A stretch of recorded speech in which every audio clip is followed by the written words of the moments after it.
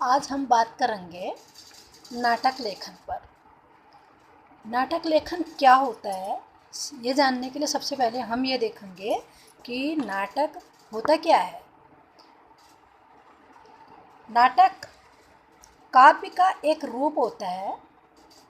यह रचना श्रवण द्वारा ही नहीं बल्कि दृष्टि द्वारा भी दर्शकों के हृदय में रस की अनुभूति कराता है।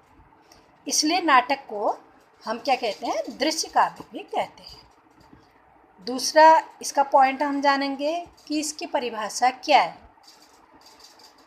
नटों या अभिनेताओं द्वारा रंगमंच पर होने वाला यह एक ऐसा अभिनय है जिसमें दूसरे पात्रों का रूप धरकर उनके आचरणों, कार्यों, चरित्रों, हाव भावों आदि का प्रदर्शन करते हैं। तो इसे हम अंग्रेजी में ड्रामा भी कहते हैं। तीसरा पॉइंट इसका आता है आपका नाटक शब्द की व्युत्पत्ति। नाटक शब्द की व्युत्पत्ति को जानने के लिए हम बताते हैं आपको, इस शब्द का प्रयोग भरत मुनि ने नाट्य शास्त्र में किया। नाटक शब्द की व्युत्पत्ति जो होती है वो नट धातु से हुई है। इसका अर्थ है सात्विक भावों का प्रदर्शन। अगला पॉइंट आता आपका कि भारत में जो प्रमुख नाटक हैं वो कौन कौन से हैं। यात्रा या जात्रा, ओडिशा में धनु यात्रा और बाली यात्रा, रामलीला, रासलीला, स्वांग, पंजाब, हरियाणा, उड़ीसा, राजस्थान, उत्तर प्रदेश, उत्तराखंड और बंगाल के ग्रामीण इलाकों में प्रसिद्ध है। और नौटंकी आपकी जो है उत्तर भारत का जो है प्रसिद्ध पारंपरिक लोकनाट्य है। दशावतार कोंकण व गोवा क्षेत्र का प्रमुख नाटक है। करियाला हिमाचल प्रदेश का सबसे दिलचस्प नाटक है। ओट्टम थुलाल केरल का प्रसिद्ध नाटक है।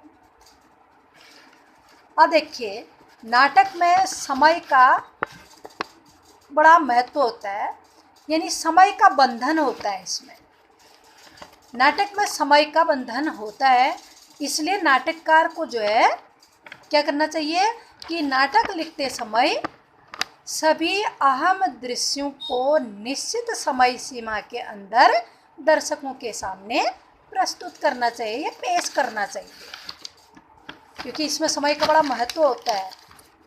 एक निश्चित समय सीमा पर ही जो है नाटक को पूरा किया जाता है।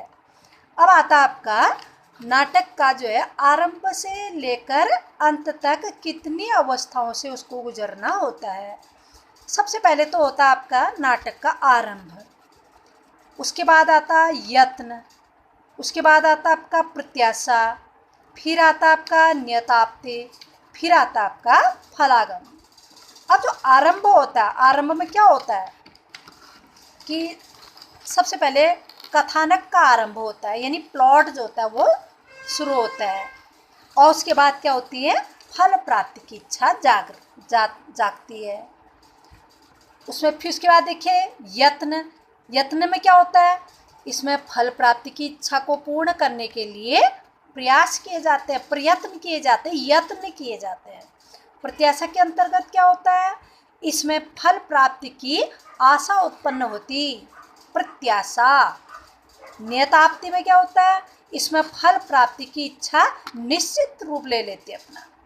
अंत में आता आपका फलागम, इसमें फल प्राप्ति हो जाती है।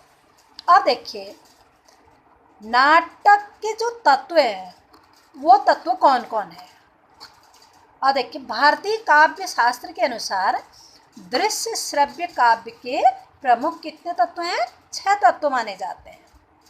पहला आपका वस्तु या कथा वस्तु, दूसरा उसमें चरित्र चित्रण, तीसरा होता है आपका कथोपकथन जिसको हम संवाद भी कहते हैं, चौथा होता है देश काल, पांचवा होता है भाषा शैली और छठा होता है उद्देश्य।